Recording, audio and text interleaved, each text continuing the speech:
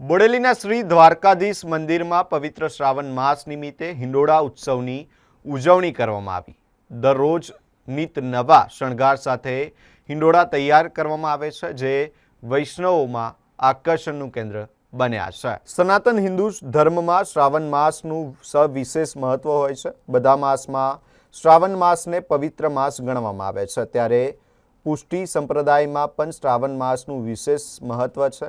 પુષ્ટિ માર્ગીય